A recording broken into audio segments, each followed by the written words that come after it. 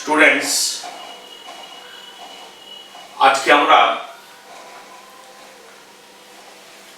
Class 11-এর motion অর্থাৎ গতিবিদ্যা সম্পর্কে আলোচনা করব। মোশন অর্থাৎ গতি কিংবা স্থিতি, এটা আলোচনা করতে গেলে প্রথমেই আমাদের কার সাপেক্ষে গতি আলোচনা করছি অথবা কার সাপেক্ষে স্থিতি আমরা বলতে চাইছি তা অবশ্যই বলতে হবে। কারণ তোমরা সকলেই ক্লাস 9-10 থেকে জেনে আসছো যে স্থিতি বা গতি কথাটা আপেক্ষিক। এই আপেক্ষিক কথাটার অর্থ হলো যে কোনো একটা বস্তু স্থির, সে নির্দিষ্ট কোনো নির্দেশতন্ত্রের সাপেক্ষে, আবার সেই বস্তুটাই অপর কোনো একটি নির্দেশতন্ত্রের সাপেক্ষে গতিশীল অথবা স্থিতিশীল থাকতে পারে। সুতরাং নির্দেশতন্ত্র, যাকে আমরা বলি রেফারেন্স ফ্রেম, এই নির্দেশতন্ত্র কথাটা কিন্তু খুব উল্লেখযোগ্য। নির্দেশতন্ত্র হলো একটি বিশেষ ব্যবস্থা যার সাপেক্ষে অথবা যার সাহায্য নিয়ে আমরা কোনো একটা কণার সময় সাপেক্ষে অবস্থানগত পরিবর্তন আলোচনা করতে পারি।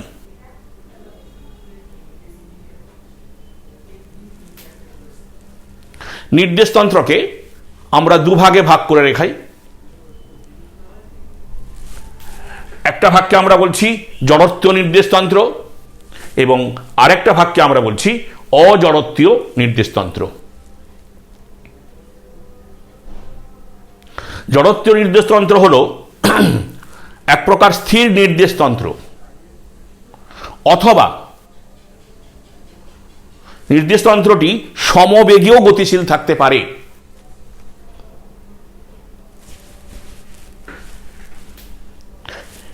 এই প্রকার নির্দেশতন্ত্রে সাধারণত নিউটনের যে গতিসূত্র, সেই গতিসূত্রগুলি প্রযোজ্য। অর্থাৎ নিউটনের গতিসূত্রগুলোকে জড়ত্বীয় নির্দেশতন্ত্রে পরীক্ষামূলকভাবে প্রমাণ করা যায়। যেমন আমাদের পৃথিবী অথবা পৃথিবী পৃষ্ঠে অবস্থিত কোনো স্থির একটি ব্যবস্থা বা সমবেগে চলমান কোনো ব্যবস্থা, তাদেরকে আমরা বলবো জড়ত্বীয় নির্দেশতন্ত্র। অজড়ত্বীয় নির্দেশতন্ত্র হলো এক প্রকার নির্দেশতন্ত্র যা ঘূর্ণন গতিতে গতিশীল অথবা যা ত্বরণযুক্ত গতিতে গতিশীল। এই জাতীয় নির্দেশতন্ত্রকে আমরা বলবো অজড়ত্বীয় নির্দেশতন্ত্র। এবং এই প্রকার নির্দেশতন্ত্রে নিউটনের গতিসূত্রগুলিকে পরীক্ষামূলকভাবে প্রমাণ করা যায় না। যেমন কৃত্রিম উপগ্রহ, তা অবশ্যই পৃথিবীর সাপেক্ষে ঘূর্ণনশীল গতিতে আছে এবং অবশ্যই তার একটা নির্দিষ্ট ত্বরণ রয়েছে। একই রকমভাবে ত্বরণ সহকারে চলমান কোনো একটা লিফট, ত্বরণে চলমান কোনো একটি গাড়ি, এগুলো হলো অজড়ত্বীয় নির্দেশতন্ত্র। সুতরাং আমরা এখন বলতে পারি কোনো জড়ত্বীয় নির্দেশতন্ত্রের সাপেক্ষে যদি কোনো বস্তু অথবা কণার সময় সাপেক্ষে অবস্থানগত পরিবর্তন না ঘটে, তখন সেই বস্তুটির অবস্থাকে আমরা বলে থাকি স্থিতি বা রেস্ট কন্ডিশন। ঠিক আছে। আবার কোনো নির্দেশতন্ত্রের সাপেক্ষে যদি কোনো বস্তু অথবা কোনো কণার সময় পরিবর্তনের সাথে সাথে অবস্থানগত পরিবর্তন ঘটতে থাকে, তখন বস্তুর সেই অবস্থাটাকে আমরা বলতে পারি গতীয় অবস্থা বা গতিশীল অবস্থা। আজকের আমাদের আলোচনা এই গতিবিদ্যা অথবা মোশন। কোনো নির্দেশতন্ত্রের সাপেক্ষে যখন কোনো একটা কণার সময় পরিবর্তনের সাথে সাথে অবস্থানগত পরিবর্তন ঘটতে থাকবে, তখন সেই বস্তুর বা সেই কণাটির অবস্থাকে আমরা বলে থাকি গতীয় অবস্থা বা গতিশীল অবস্থা। ঠিক আছে, গতিশীল অবস্থাকে অর্থাৎ মোশনকে আমরা দুভাগে ভাগ করি। একটাকে বলছি কাইনেমেটিক্স বা স্থিতিবিদ্যা এবং আরেকটাকে বলি ডাইনামিক্স বা চলবিজ্ঞান। যে ব্যবস্থার দ্বারা আমরা কোনো কণার বা কোনো বস্তুর কেবলমাত্র অবস্থানগত পরিবর্তনগুলো আলোচনা করি, কি কারণের জন্য পরিবর্তন ঘটছে সেই কারণটা আলোচনা করি না, সেই ব্যবস্থাকে বা সেই বিজ্ঞানকে আমরা বলে থাকি স্মৃতিবিজ্ঞান বা কাইনেমেটিক্স। অপরপক্ষে যে ব্যবস্থা বা যে বিজ্ঞানের সাহায্যে আমরা কোনো বস্তু বা কণার গতিশীল অবস্থার কারণ ব্যাখ্যা করা হয়, সেই বিজ্ঞানকে আমরা বলে থাকি ডাইনামিক্স বা চলবিজ্ঞান।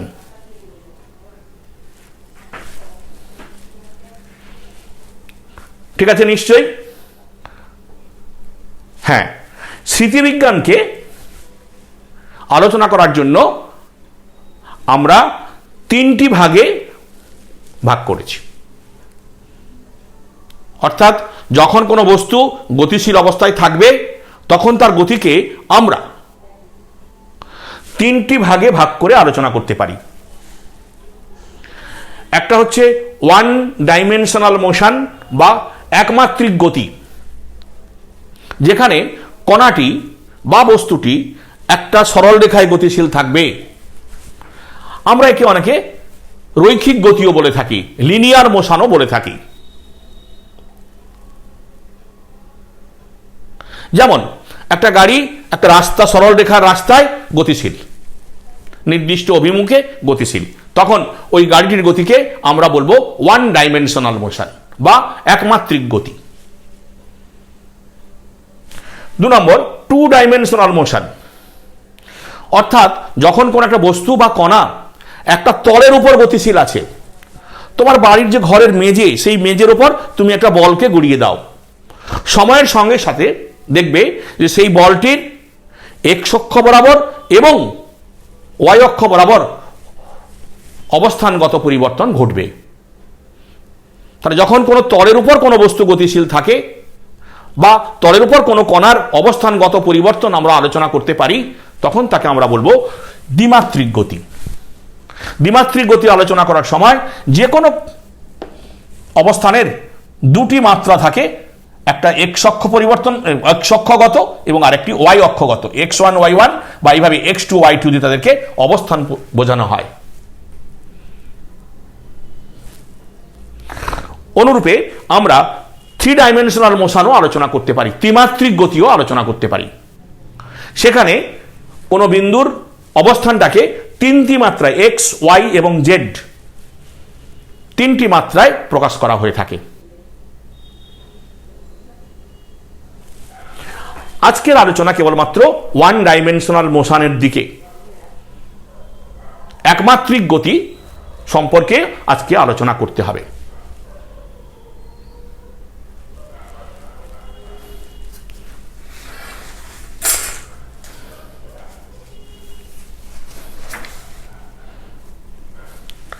ধরে নাও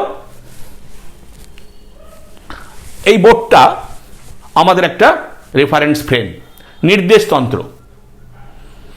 এই নির্দেশতন্ত্রের সাপেক্ষে কোনো কণার গতি সম্পর্কে আলোচনা করতে গেলে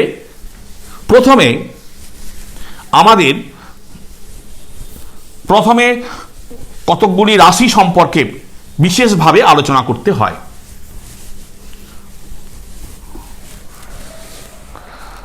ধরা যাক এই নির্দেশতন্ত্রের সাপেক্ষে কোনো একটা কণা প্রথমে এ বিন্দুতে আছে।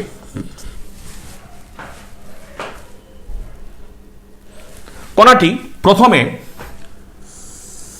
কিছু দূরত্ব পূর্ব দিকে গেল, তারপর উত্তর দিকে গেল, তারপর আবার পূর্ব দিকে গেল এবং সে বি বিন্দুতে আসলো। অর্থাৎ তুমি মনে করতে পারো এটা তোমার বাড়ি, তোমার হোম, আর এটা তোমার স্কুল। আমরা বাড়ি থেকে স্কুলে যাওয়ার পথে এই রকম রাস্তা বরাবর যেতে পারি।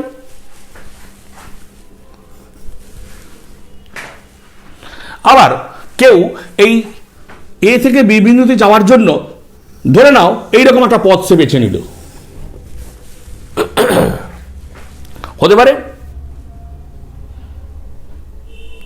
তাহলে এই নির্দেশতন্ত্রের সাপেক্ষে আমি যদি বলি যে সে প্রথমে এ থেকে সি, সি থেকে ডি এবং ডি থেকে বিতে গেল, তাহলে এই পুরো পথটাকে আমরা বলবো অতিক্রান্ত পথ, অতিক্রান্ত দূরত্ব, বা ইংলিশে বলা হয় ডিস্টেন্স।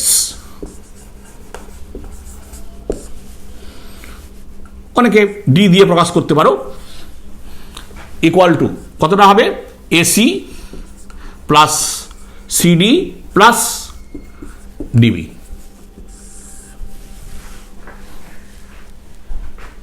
আবার যে এই বাঁকা পথটা ধরে এ থেকে বি গেছে, তোমরা মনে করো নাও সে এ এম বি হয়ে গেছে, তাহলে অবশ্যই এই এ এম বি এটাও কিন্তু তার একটা অতিক্রান্ত পথ। এটাকেও আমরা বলতে পারি এ এম বি, এটাও তার অতিক্রান্ত পথ। কিন্তু আমরা যদি বলি যে তার প্রাথমিক অবস্থান এবং অন্তিম অবস্থানের মধ্যে স্ট্রেট লাইন ডিস্টেন্স, সরল রৈখিক দূরত্ব, অর্থাৎ যে দূরত্ব নির্দিষ্ট অভিমুখী হবে এবং হ্যাঁ এই যে এবি, এটাকে আমরা বলবো ডিসপ্লেসমেন্ট বা সরণ, ডিসপ্লেসমেন্ট বা আমরা বলবো সরণ। এটা ইকুয়াল টু হলো এবি। অর্থাৎ কোন একটি গতিশীল কণা তার প্রাথমিক অবস্থান এবং অন্তিম অবস্থানের মধ্যে যে সরল রৈখিক দূরত্ব অতিক্রম করলো সেটাকে আমরা বলবো ডিসপ্লেসমেন্ট। আর সে মোট যে পথ অতিক্রম করলো সেটাকে আমরা বলবো ডিস্টেন্স। তাহলে ডিসপ্লেসমেন্ট এবং ডিস্টেন্স, সরণ এবং অতিক্রান্ত দূরত্ব দুটোরই একক অবশ্যই মিটার। মাত্রা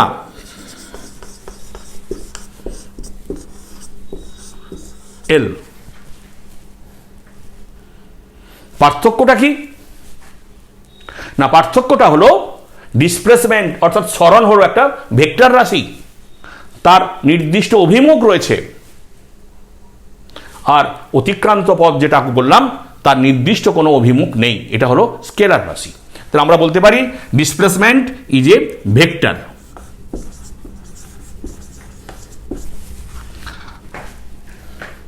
অর্থাৎ আমরা যেটা আলোচনা করলাম, গতি সম্পর্কে আলোচনা করতে গেলে প্রথমে যে তত্ত্বটা আমাদের আলোচনা করতে হলো সেটা হলো অতিক্রান্ত দূরত্ব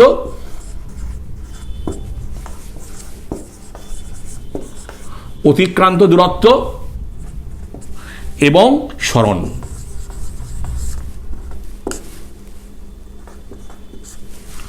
সুতরাং অতিক্রান্ত দূরত্ব এবং সরণ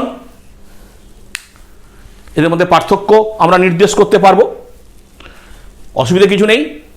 এটা তোমরা আগেও পড়েছো, ক্লাস 9-এ পড়েছো। এবং আমরা জিওমেট্রি ব্যবহার করে, জ্যামিতি ব্যবহার করে আমরা এ থেকে বি ডিস্টেন্স অর্থাৎ ডিসপ্লেসমেন্ট কত হলো বার করতে পারি। কত হবে, কি করে বার করবে? হ্যাঁ, অবশ্যই দেখাচ্ছি। তুমি এক কাজ করতে পারো, এসিটাকে বর্ধিত করো সামনের দিকে, বি থেকে লম্ব টানো, বিডি, দেখো তাহলে নিশ্চয়ই আমরা এখান থেকে বার করতে পারবো এ বি স্কোয়ার, আমরা নিশ্চয়ই বার করতে পারবো A B square equal to AD square, sorry এখানে ডি আছে, এটাকে অন্য কিছু একটা নাম দাও, এ স্কোয়ার প্লাস এই বি স্কোয়ার, আবার A square equal to AC plus CE, AC plus C square plus B square, again CE equal to DB, AC plus DB whole square plus B square. সুতরাং এই সূত্র থেকে বা এই মানটা থেকে আমরা এ বির ভ্যালু বার করতে পারবো, এই root over AC plus DB whole square plus B square. অবশ্যই একক হবে মিটারে। আবার দেখো, যেহেতু ভেক্টর রাশি এর নির্দিষ্ট মান আছে, মান বার করেছি, এটা হলো তার মান, দিক এটা হলো তার দিক। If this angle is phi, যদি তুমি এটাকে ফাই ধরে বলো, তা নিশ্চয়ই তুমি ট্যান ফাই এর মান বার করতে পারবে। Tan phi equal to BE divided by এই। হ্যাঁ, আমরা BE equal to DC, CD B equal DC লিখতে পারতাম, এখানে বির পরিবর্তে আমরা ডিসি লিখতে পারতাম।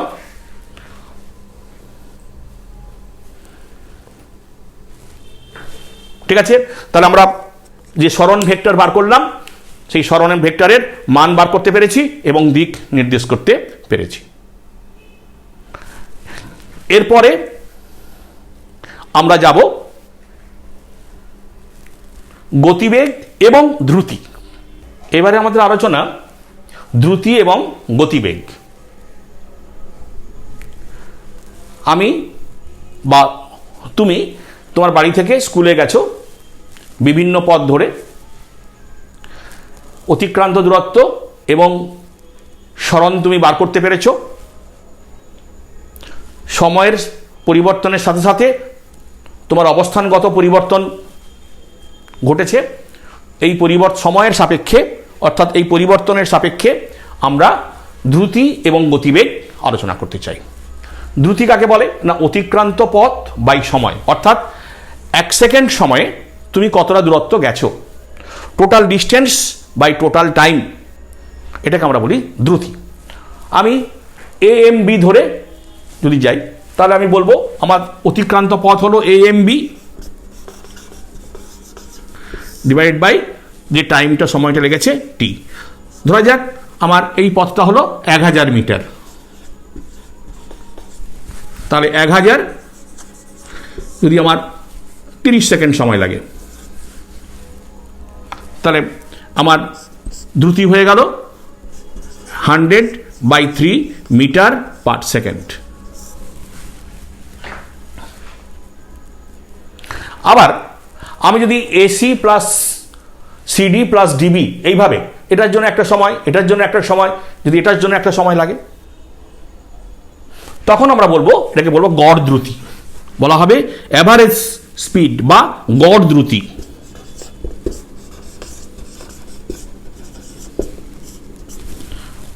গড় দ্রুতি। A থেকে C, C থেকে D, ডি থেকে B, total distance AC plus CD plus DB. আর এটার জন্য প্রথমে যে সময় লেগেছে, যদি T1 টাইম লাগে, T1 second, T2 second, T3 second, আমি টোটাল ডিস্টেন্স বার করব, টাইমগুলো বার করব, এটাও হবে মিটার পার সেকেন্ড। এটা হলো আমার গড় দ্রুতি। তাহলে পার্থক্যটা নিশ্চয়ই বোঝা গেছে, এতে অসুবিধা থাকার কথা নয়। কিন্তু আমার যদি কেউ প্রশ্ন করে যে এই পথের কোনো এক মোমেন্টে, কোনো এক মুহূর্তে তোমার গতিবেগ কত, ঠিক আছে, কোনো একটা মুহূর্তে তোমার গতিবেগ কত, তাহলে আমাকে গতিবেগ কাকে বলে জানতে হবে। গতিবেগ কাকে বলে না, 1 সেকেন্ড সময়ে তার যা সরণ ঘটেছে, অর্থাৎ তার যা সরণ ঘটেছে, সরণ কতটা হয়েছে, এ থেকে বি বাই, মানে যদি এখানেও 30 সেকেন্ড সময় লাগে, 30, অর্থাৎ সরি আমি 30 না লিখে এখানে লিখি, এটা টাইমটা লিখি টি, এত মিটার পার সেকেন্ড। যদি ধরে নাও তোমার এটা 800 মিটার হলো, 800 by 30 equal to 80/3 metre per second. কিন্তু এর একটা নির্দিষ্ট অভিমুখ আছে, একটা নির্দিষ্ট অভিমুখ আছে। কীরকম অভিমুখ, যদি আমরা এটাকে পূর্ব দিক, এটাকে উত্তর দিক বলি, তাহলে এই বেগের অভিমুখ এত metre per second, east 30 degree east towards north, 30 degree, যদি 5 ডিগ্রি হয়, sorry 5 degree east towards north, হচ্ছে 5 ডিগ্রি কোণ করে পূর্ব দিকের সঙ্গে উত্তর দিকে, 5 ডিগ্রি কোণ করে পূর্ব দিকের সাথে উত্তর দিকে। আমাকে যেমন মানও বলতে হবে, তেমন তার দিকটাও বলতে হবে। ঠিক আছে, তাহলে দ্রুতি বা বেগের পার্থক্যটা বোঝা গেল। এটা হলো টোটাল ডিস্টেন্স বাই টাইম, এটা হলো ডিসপ্লেসমেন্ট বাই টাইম। আমরা দেখি ডাইমেনশন, দেখি দুটোরই মাত্রা দুটোরই মাত্রা দেখা যাক। ডাইমেনশন L T⁻⁻1, ইউনিট তো একই দেখেছি, একক মিটার পার সেকেন্ড। তাহলে দ্রুতি স্কেলার রাশি, গতিবেগ হলো ভেক্টর রাশি। ঠিক আছে, হ্যাঁ, আমাকে যদি কেউ প্রশ্ন করে, আমি কিছুক্ষণ আগে বলেছিলাম যে তার এই গতিপথের কোনো এক মুহূর্তে তার গতিবেগ কত, যেটাকে আমরা বলি ইনস্ট্যান্টেনিয়াস ভেলোসিটি, তাৎক্ষণিক গতিবেগ। আমরা তাৎক্ষণিক গতিবেগ জানতে চাই। যদি আমরা বলি যে কণাটি গতিশীল, সেই কণাটির তাৎক্ষণিক গতিবেগ কত, ইনস্ট্যান্টেনিয়াস গতিবেগ কত, দেখো, তাহলে আমরা কি বলতে পারি যে কণাটা গতিশীল তার ডিসপ্লেসমেন্ট বা সরণ সময়ের একটা অপেক্ষক বা ফাংশন অফ টাইম টি। হ্যাঁ, সময় পরিবর্তন হলে তার ডিসপ্লেসমেন্ট পরিবর্তন হচ্ছে। তাহলে আমার যদি কোনো নির্দিষ্ট সমীকরণ আমাকে না দেওয়া থাকে, তাহলে আমি এদিকে টাইম, এদিকে ডিসপ্লেসমেন্ট, যদি আমি একটা লেখচিত্র অঙ্কন করি, তাহলে এরকম আঁকা বাঁকা একটা লেখচিত্র পাবো, নিশ্চয়ই পাবো, কারণ আমার কাছে নির্দিষ্ট কোনো ফাংশন দেওয়া নেই। তো আমি মনে করি এটা আমার মূল বিন্দু। T1 সময়ে, এই যে T1 সময়ে কোণাটির সরণ হয়েছে S1, T2 সময়ে কোণাটির সরণ হয়েছে S2, T1 T2 S2। ঠিক আছে, এটা হলো S2, অর্থাৎ T2 - T1, T2 - T1, যেটাকে আমরা বলি ডেল্টা টি, এই সময় অবকাশে তার ডিসপ্লেসমেন্ট হয়েছে S2 - S1, S2 - S1।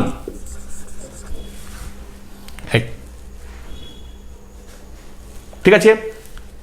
তা আমরা যদি মনে করি যে T2 এবং T1 এর মধ্যবর্তী কোনো এক বিন্দুতে তার গতিবেগ, এটা যদি আমরা বলি S1, এটা A বিন্দু, এটা B বিন্দু, এর মধ্যবর্তী কোনো একটা বিন্দু C, এইখানে তার গতিবেগ কত? আমরা কি করব? আমরা ক্যালকুলাস পড়ানোর সময় দেখেছি যে এই ইন্টারভ্যালটাকে, টাইম ইন্টারভ্যালটাকে আস্তে আস্তে করে ছোট করে নেব। কোন দিকে যাব? টুয়ার্ড সি বিন্দুর দিকে যাব। তার আমরা লিখতে পারবো limit delta t tends to 0 delta s by delta t will be equal to DS by dt, যেটাকে আমরা বলতে পারি velocity instantaneous.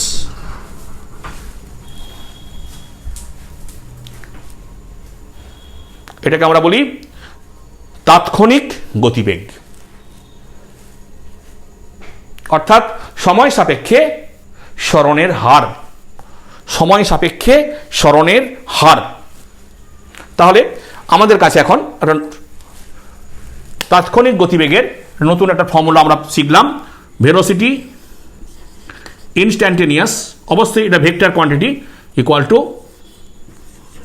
DS by DT, সময় সাপেক্ষে সরণের পরিবর্তনের হার, rate of change of displacement with respect to time. ঠিক আছে? হ্যাঁ, আমরা এটা আরো বলতে পারি যে যদি আমরা এই S1 এবং A এবং B বিন্দুতে স্পর্শক টানি, তাহলে এ বিন্দুতে স্পর্শক কি নির্দেশ করবে? এ বিন্দুতে স্পর্শক, এখানে তুমি স্পর্শক টানো, এই স্পর্শক নির্দেশ করবে যে এই এ বিন্দুর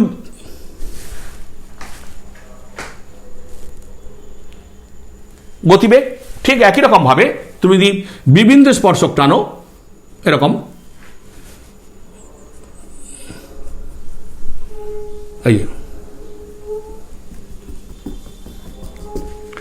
বি বিন্দু স্পর্শক টানো, তাহলে বি বিন্দুর গতিবেগ নির্দেশ করবে। আর যদি আমরা সি বিন্দু স্পর্শক টেনে দেখাই, তাহলে এটা হবে থিটা, বা এই সি বিন্দুর ডিএস ডিটি অবশ্যই কি হবে না ট্যান থিটা, যাকে আমরা বলতে পারি স্লোপ, নতি, সি বিন্দুর নতি, যা নির্দেশ করবে সি বিন্দুর গতিবেগ, অর্থাৎ তাৎক্ষণিক গতিবেগ।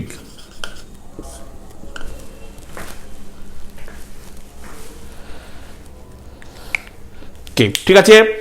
তাৎক্ষণিক গতিবেগ সম্পর্কে নিশ্চয়ই বোঝা গেছে, অসুবিধা থাকার কথা নয়।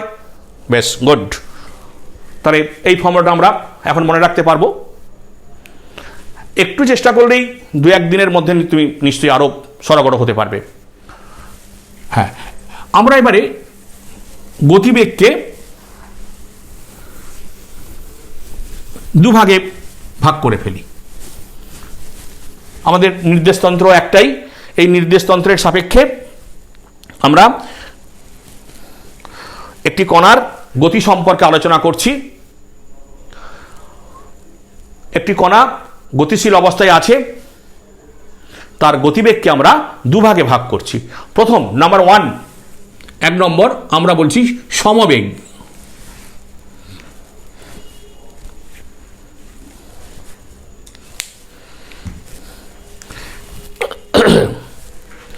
আমরা বলছি সমবেগ।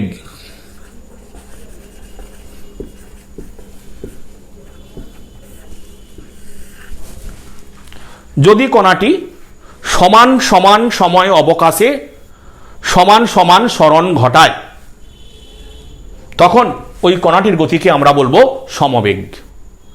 আবার বলছি, সমান সমান সময় অবকাশে সমান সমান সরণ ঘটায়, তখন তাকে আমরা বলবো সমবেগ। ধরা যাক একটা কণা এই স্ট্রেট লাইন বরাবর গতিশীল। প্রথমে সে এ বিন্দু ছিল, সে 1-2 সেকেন্ড সময়ে এ থেকে বিতে আসলো, এই যে ঠিক একই রকম আবার 2 সেকেন্ড সময় সে বি থেকে সিতে আসলো, এই এটাও তাই, এটাও যে টাইম অবকাশ এটাও তাই। ঠিক একই রকমভাবে আবার একই সময়ে সে একই সরণ ঘটালো। তাহলে আমরা বলতে পারি যে এই কণাটি সমবেগে গতিশীল। অর্থাৎ আরো পরিষ্কার করে বলতে পারি যে ডিএস বাই ডিটি এটা ইকুয়াল টু, যেটাকে ইউ দ্বারা বলি, এই ইউটা কনস্ট্যান্ট, ধ্রুবক, অর্থাৎ পরিবর্তনশীল নয়, সময় সাপেক্ষে সরণ ধ্রুবক অবস্থায় আছে। ঠিক আছে, তাহলে তখন এই কণাটার গতিকে আমরা বলবো সমবেগে গতিশীল। ঠিক আছে, আবার আমি এভাবেও বলি কণাটির এইদিকে আমি সময় এবং এদিকে গতিবেগ আলোচনা করার জন্য একটা লেখচিত্র প্রকাশ করলাম। এদিকে সময়, এদিকে গতিবেগ, এক্স অক্ষ বরাবর সময়, ওয়াই অক্ষ বরাবর গতিবেগ। বল, যেহেতু তার সময় সাপেক্ষে কোনো সরণের পরিবর্তন ঘটছে না, অর্থাৎ গতিবেগটা ধ্রুবক আছে, তাহলে সে যে গতিবেগে শুরু করবে গতিবেগগুলো একই থাকবে। অর্থাৎ আমি একটা স্ট্রেট লাইন পাবো যেটা সময় অক্ষের সঙ্গে সমান্তরাল। ঠিক, অর্থাৎ আরো বলতে পারি যে ডিএস বাই ডিটির যে লেখচিত্র আমি টেনেছিলাম, যে স্লোপ করেছিলাম, সেই স্লোপের মানটা এখানে 0, এম ইকুয়াল টু এখানে 0। অতএব এই সময় বেগ লেখচিত্রের এখানে স্লোপ, এই লেখচিত্রের স্লোপ বা এম ইকুয়াল টু 0।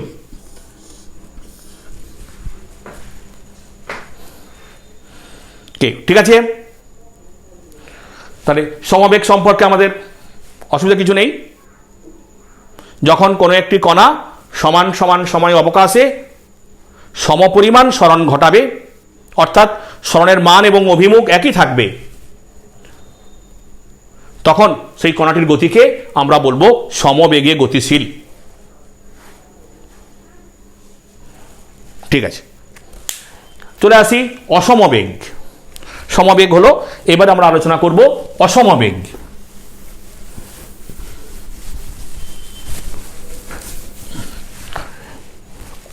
অসমবেগে গতিশীল কোন কণা, অসমবেগ।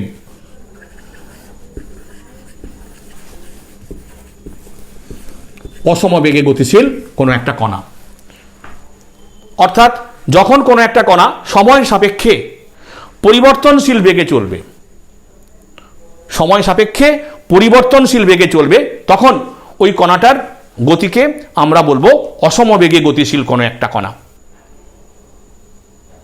ঠিক আছে, আমি যিক্ষণ আগে বলেছিলাম যে ডিএস বাই ডিটি এটা নট ইকুয়াল টু কনস্ট্যান্ট, এটা ধ্রুবক নয়, পরিবর্তনশীল হবে, সময় পরিবর্তনের সঙ্গে সঙ্গে এটা পরিবর্তনশীল হবে। তাহলে এই ডিএস বাই ডিটি যদি পরিবর্তনশীল হয়, তাহলে আমরা ধরে নিই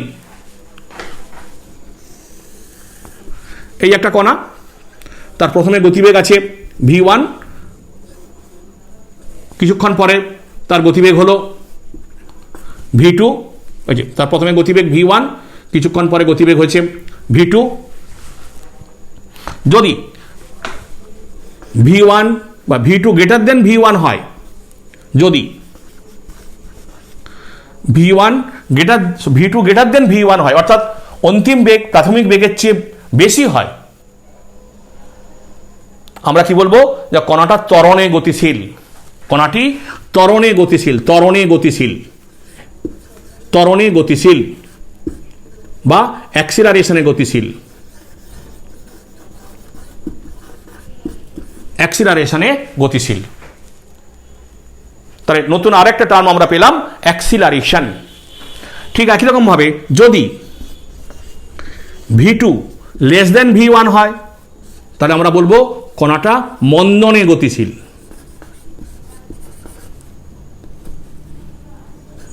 মন্দনে গতিশীল, যেটাকে আমরা বলি রিটার্ডেশন বা ডিসিলারেশন, ডিসিলারেশন, মন্দনে গতিশীল।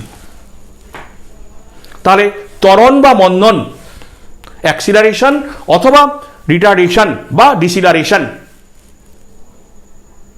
কাকে বলে? না, বেগ পরিবর্তনের হার। বেগ পরিবর্তনের হার। তাহলে ত্বরণ বা মন্দন বলতে আমরা যেটা প্রথমে বোঝাই, সময় সাপেক্ষে বেগ পরিবর্তনের হার। আমরা ত্বরণটাকে দুভাগে ভাগ, হ্যাঁ, সুতরাং গড় ত্বরণ বা মন্দন বলতে আমরা কি বুঝি? প্রাথমিক বেগ ছিল v1, টি সময় পরে তার বেগ হয়েছে v2। সুতরাং গড় ত্বরণ বা মন্দন হবে বেগের পরিবর্তন বাই সময়, delta v by delta t. ঠিক আছে? একক কি হবে? Metre per second divide by hour second, that is metre per second square.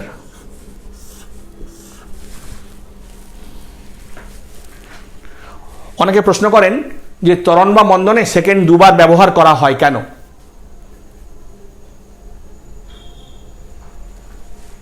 Why second is used twice in the unit of acceleration or retardation?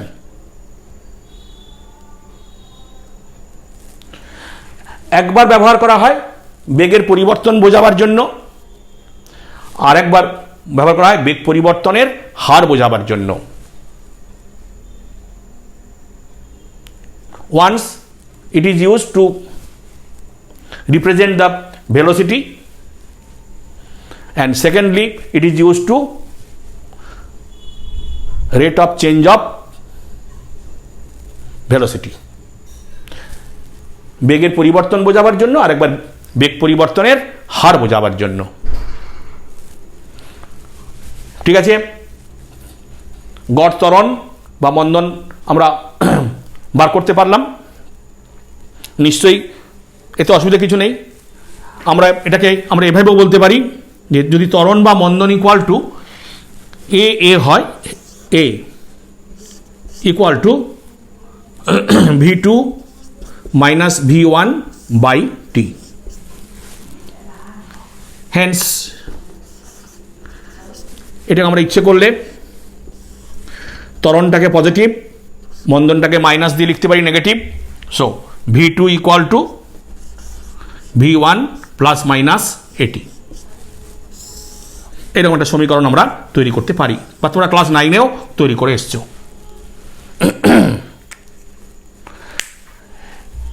এবারে আমরা দেখব instantaneous acceleration বলতে আমরা কি বুঝি, তাৎক্ষণিক ত্বরণ বলতে আমরা কি বুঝি।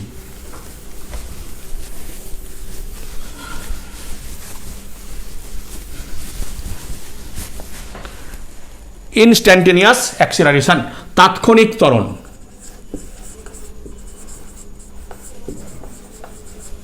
তাৎক্ষণিক ত্বরণ।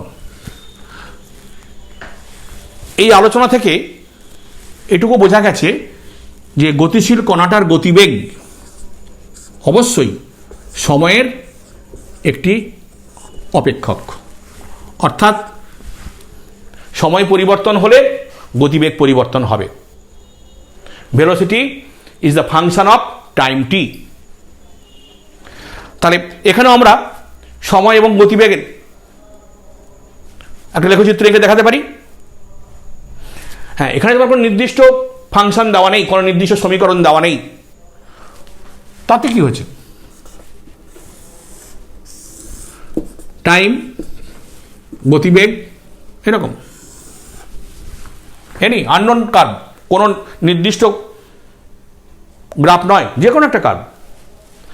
এবং আমরা এটাও বলতে পারি যে t1 টাইমে তার গতিবেগ এ বিন্দু v1, t2 টাইমে বি বিন্দুতে গতিবেগ v2। সুতরাং t2 minus t1, T2 minus T1, অর্থাৎ এই যে ডেল্টা টি টাইম অবকাশে তার গতিবেগ পরিবর্তন হয়েছে V2 minus V1, that is delta V. V2 minus V1 delta V delta T. আমরা যদি টাইম অবকাশটাকে খুব ছোট করে নিই, ক্ষুদ্র করে নিই, তাহলে কিভাবে লিখব? Hence limit delta t tends to 0, delta v by delta t will be equal to dv by dt. এটাকেই আমরা বলি ইনস্ট্যান্টেনিয়াস অ্যাক্সিলারেশন, তাৎক্ষণিক ত্বরণ, অর্থাৎ সময় সাপেক্ষে বেগ পরিবর্তনের হার।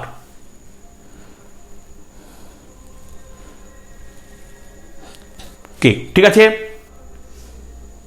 অবশ্যই এখানেও তুমি যদি মনে করো সি বিন্দুতে বার করতে চাও, তা তুমি সি বিন্দুতে স্পর্শক টানো, সি বিন্দুতে স্পর্শক টানো, এই স্পর্শক যেখানে থিটা কোণ উৎপন্ন করে, তাহলে অবশ্যই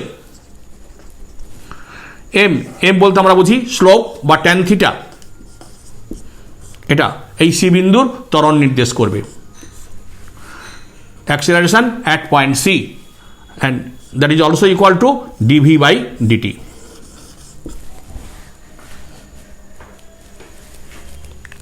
তাহলে আমরা আরো একটা সমীকরণ পেলাম, আমাদের কাছে আরো একটা সমীকরণ তৈরি হলো। এখন a acceleration will be equal to plus minus, plus for ত্বরণ অর্থাৎ গতিবেগ ইনক্রিজিং, গতিবেগ আস্তে আস্তে করে বৃদ্ধি পাচ্ছে, মাইনাস ফর মন্দন অর্থাৎ রিটার্ডেশন, গতিবেগ আস্তে আস্তে করে হ্রাস পাচ্ছে, and that is will be equal to dv by DT.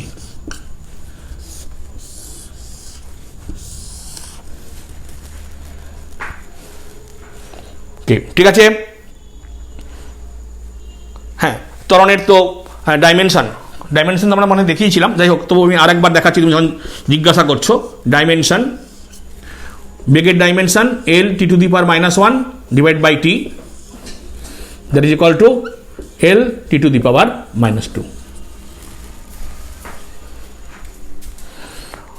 তাহলে একদম শেষে আমরা আজকের মোশন আলোচনা করতে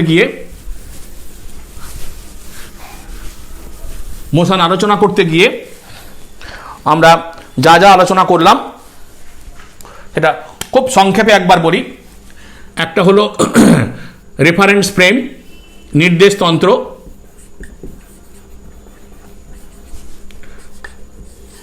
নাম্বার 2 আমরা আলোচনা করলাম 1 ডাইমেনশনাল মোশন,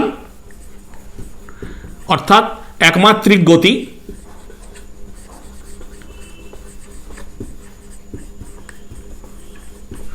এবং এই একমাত্রিক গতির মধ্যে আমরা প্রথমে আলোচনা করলাম সরণ, অতিক্রান্ত দূরত্ব,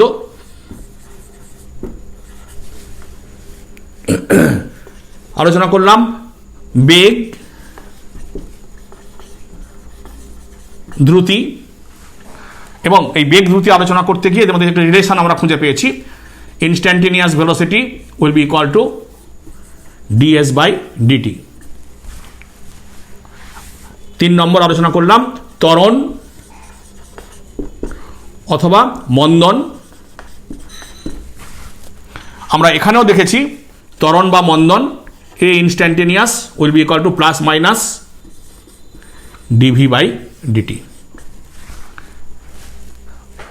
এরপরে আমরা এই সমীকরণগুলোকে কাজে লাগিয়ে, এই সূত্রগুলোকে কাজে লাগিয়ে আমরা ইকুয়েশন অফ মোশন তৈরি করব। Thank you.